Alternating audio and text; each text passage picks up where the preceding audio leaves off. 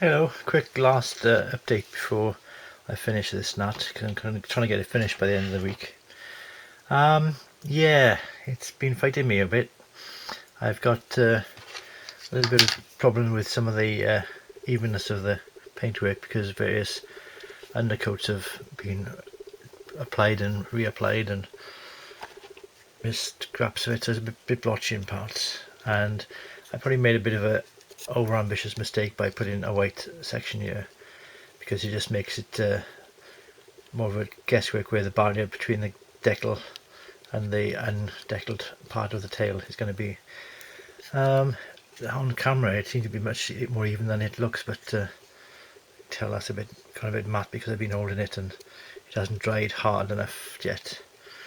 The intake's tricky to put on, trickier than I remember it, so otherwise I did put them on at an earlier stage, but I've got a bit of filler there, which you just scrape off carefully. Of course, when you've scraped off the filler, you're back down to bare plastic, which means it's a different undercoat, so there'll probably be a bit of mottling here as well, you know. The other thing that I don't like about this kit, I mean, see, this is still sticky. That see, seems it hasn't dried. Yeah. Another thing I don't like about the kit is that the this is moulded in, this aerial. If it's in focusing, come on, you camera.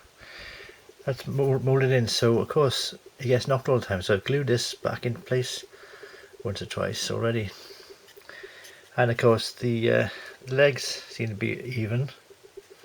I can get that. It's fairly even, so hopefully it'll remain standing on an even keel when it's see, it's falling forward now because of I've put the undercarriage doors on, so it's not laying flat because I couldn't put the doors on evenly. Come on, focus, because they're tricky to put on as well. It's very tight tolerances on this design. So anyway, I managed to get these intakes on, and I'm going to try and sand them and scrape them back, and I'm going to have to repaint and repaint and repaint until I'm satisfied with the finish.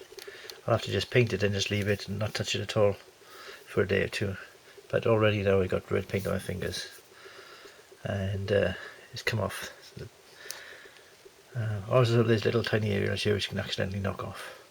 They're built into the design, but I haven't finished it yet. There's going to be a tailpipe go there. Got to paint the wheels. And the other flaw with this kit, while I mention it, is the design of the undercarriage. It might sound like I won't be able to get there, don't I? But I used a razor saw to get this part here off. You see, this part here is the whole leg supposed to be one part, so it's on the sprue as one part, but every time I've built one of these kits, this is snapped off there, even after releasing two parts of it with a razor saw there and there somewhere. I think I still accidentally knocked the part off there, so now I've got the part glued back together and sitting in here, if I can find it, if I haven't lost it again. Yeah, here it is. I've delicately, and I'll probably break it on camera now, but delicately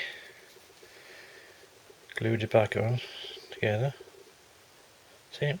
And hopefully I'll not snap it off in the meantime. But that's a bit of a weak point of the design.